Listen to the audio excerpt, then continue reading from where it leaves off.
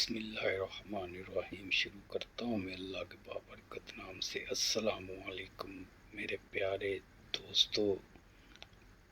जब समीना नींद से नहीं जागती तो बबलू भी अंदर आ जाता है, मगर वो रोने की एक्टिंग करता है सबके सामने। उनका एक सोसाइटी का पड़ोसी वो पुलिस को फोन कर देता है। पुलिस आती है, सबको बाहर निकालती है और फिंगरप्रिंट लेती है और जानकारी शुरू कर देती है और लाश को हॉस्पिटल ले जाते हैं। जब हॉस्पिटल लेकर जाते हैं, पोस्टमार्टम होता है तो डॉक्टर कहता है पुलिस को कि इस बच्ची की मौत दम घुटने से हुई है, जैसे किसी ने तकिया इसके मुंह पर रख दिया हो और इसकी सांसें रुक गई हो।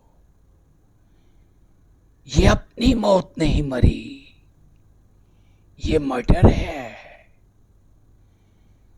पुलिस तफ्तीश करना शुरू कर देती है। ईमानदार एसएचओ होता है, रिश्वत लेने वाला नहीं, क्योंकि एक 8-6 साल की बच्ची, एक 6 साल की बच्ची थी जिसका कत्ल हो चुका था उसी के घर में और कातिल का पता नहीं था। पुलिस तफ्तीश करती है। तफ्तीश में जावेद आ जाता है। उनकी तफ्तीश में जब जावेद आता है, जावेद को पुलिस थाने बुलाती है, पूछताछ करती है और पूछताछ में उसे कुछ नहीं मिलता। पुलिस को वो कहती है तुम जाओ। वो चले जाते हैं। जावेद का फिर फोन नंबर ट्रैक करती है पुलिस और उसका नंबर बबलू के घर की लोकेशन बताता है, उसी टाइम की जिस टाइम बबलू की छोटी बहन का मर्डर होता है। पुलिस जावेद को पकड़ने के लिए उसके घर जाती है और जब दरवाजा खोलती है तो आगे देखती है जावेद ने बबलू की बड़ी बहन समीना की तस्वीरें लगाई होती है और उन तस्वीरों से बात करता होता है। जब पुलिस ये माजरा देखती है तो पुलिस को यकीन हो जाता है तो कत्ल इसी ने किया है। ये अपने जिस्म की भूख मिटाने के लिए आया और बच्ची शोर मचाने लगी और इसने मार दिया। पुलिस उसे पकड़ के थाने ले आती है। जब थाने लाकर उससे पूछताछ करती है तो वो बोलता है कि वो बच्ची तो मेरी बेटी जैसी थी, क्योंकि मेरी भी बेटी थी जो अब इस दुनिया में नहीं रही। मैं तो उसकी याद में उसे अपनी बेटी समझता था। उस छोटी सी बच्ची को मैं अपनी बेटी समझता था। उसकी तस्वीर से मुझे अपनी बेटी की तस्वीर नजर आती थी, उसका चेहरा नजर आता था। मगर कानून तो इतनी जल्दी किसी की नहीं सुनता। इतनी देर में बबलू की अम्मी आ जाती है और वो आकर पुलिस को कहती है कि मेरी बेटी का कातिल जावेद नहीं, बबलू है, मेरा ही बेटा है, उसी ने मेरी बेटी को मारा है, आप उसे पकड़ें। मगर पुलिस उस पर यकीन ही नहीं करती। वो उल्टा उसकी मां को कहने लग जाते हैं तुम्हारा किसी के साथ अफेयर चल रहा है। तुम्हारा चक्कर चल रहा है तुम्हारे पड़ोसी के साथ।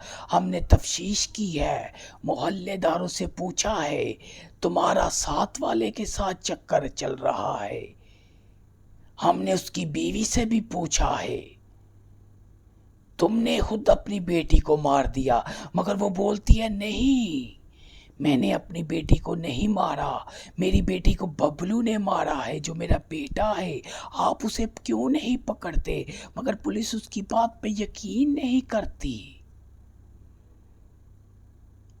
मगर ऐसे जो बबलू को बुलाता है, उससे सवालात करता है, मगर वो 8 साल का बच्चा पुलिस के हाथ में कुछ भी नहीं देता, ना पुलिस से डरता है। बबलू की अम्मी घर आ जाती है बबलू को लेकर। जब बबलू को लेकर घर आ जाती है तो 2 दिन बाद पुलिस थाने आ जाती है और आकर कहती है कि मेरा बेटा बबलू लापता है। वो बोलते हैं कि तुमने आखिरी बार बबलू को कब देखा? उसने कहा हम जब उसे बबलू को अनाथ आश्रम छोड़ने गए थे, वहां मैंने आखिरी बार आज से 8 दिन पहले देखा था। और परसों मैं नाथ आश्रम में गई, बबलू का पता किया और उन्होंने कहा वहां तो कोई बबलू नाम का लड़का नहीं आया, आपको गलतफहमी हुई है। पुलिस फौरन एक्शन लेती है, नाथ आश्रम में जाती है, तफ्तीश करती है, मगर वो भी कहते हैं नहीं। जब पुलिस तलाशी लेने लगती है तो वो मैनेजर नाथ आश्रम का कहता है कि आप वारंट और सर्च वारंट लेकर आए हैं, मगर पुलिस के पास उस टाइम वारंट नहीं होते। पुलिस कहती है अच्छा, तो अब हम सर्च वारंट लेकर आएंगे। पुलिस फिर वारंट लेकर आती है और सर्च करना शुरू कर देती है और फाइलों में बबलू की एंट्री निकल आती है। बबलू की अम्मी सच्ची हो जाती है। पुलिस बबलू को ढूंढने लग जाती है, मगर बबलू कहीं भी नहीं मिलता। और बबलू की अम्मी से पूछते हैं कि पहले आपकी बेटी का मर्डर हुआ, अब आपका बेटा गायब है। 8 महीने पहले आपका शौहर गायब हो गया था जो आज तक वापस नहीं आया, जो सोसाइटी के 10 लाख रुपए लेकर भागा हुआ है।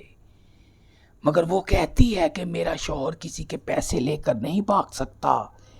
मगर एक दिन मुझे बबलू ने कहा था कि पापा अब कभी भी वापस नहीं आएंगे, पापा को याद करना छोड़ दो।